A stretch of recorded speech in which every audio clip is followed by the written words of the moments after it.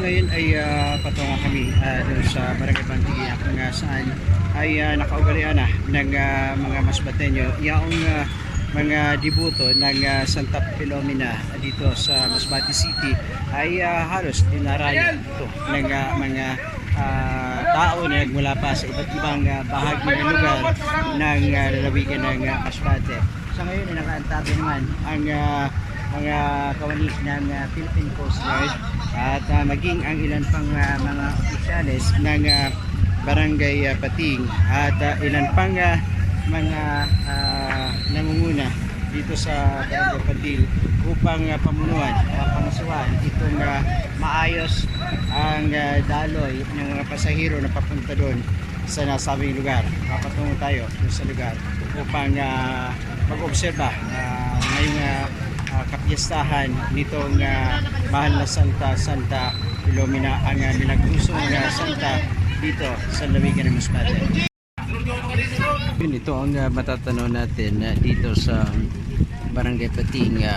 Ito ay ang pantalan o daungan dito sa nasabing barangay. So yan po ang mga bumiyahe patungo naman sa barangay.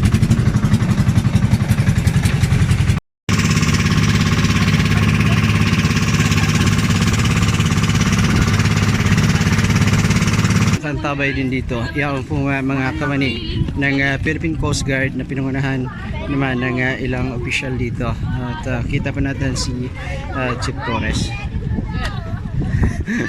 Ito ang masasaksihan natin dito sa port of Bantigi at makikita natin yung pong mga deboto na nanggaling pa sa iba't ibang lugar ng lalawigan ng Masbate at makita po natin nakaantabay yung kawani ng Philippine Coast Guard at kanina ay namatan din natin na dun sa kabilang pier ng Barangay Pating ay nandun din ang presensya nitong mga kawani ng Philippine Coast Guard Masbate at hanggang sa mga oras na ito ganap na alas 4 ng hapon ay tuloy-tuloy pa rin ang pagdagsa nitong mga dibuto ng mahal na patron Santa Filomena dito sa Barangay Bantigi, sakop ng lungsod ng Masbate.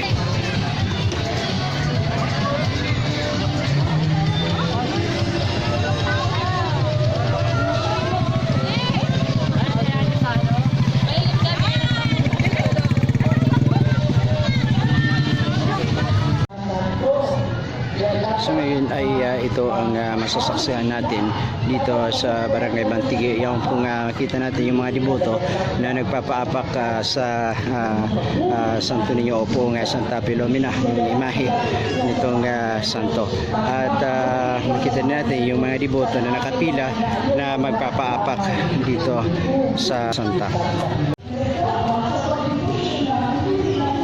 So ngayon ay ito ang ating makita dito, maging mga bata at maging yung mga matatanda at mga may asawa, mga kababayan at kalalakihan ay nagpaapak dito sa mahal na pong Santa Filomena.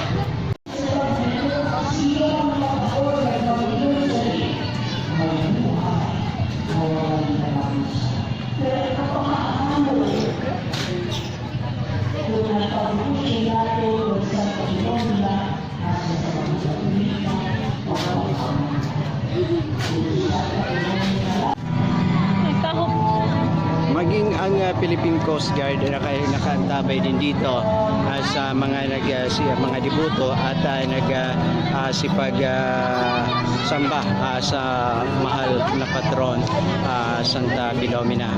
Hanggang sa mga oras nito ay patuloy pa rin ang idinadaos na misa dito sa Barangay Bantigi, sakop ng Masbate City at makikita po natin yung pong libong deboto na ating pong makikita dito sa paligid nitong area na kung saan ay may pansamantalang pinaglagakan itong mahal na patron Santa Filomena. At yung mga deboto naman nang galing pa sa iba't ibang lalawigan ng Masbate at sa ibang lugar na sakop naman ng Pilipinas ay nagsipagsindi din ng mga kandila yung pong mga deboto ng nasabing Santa.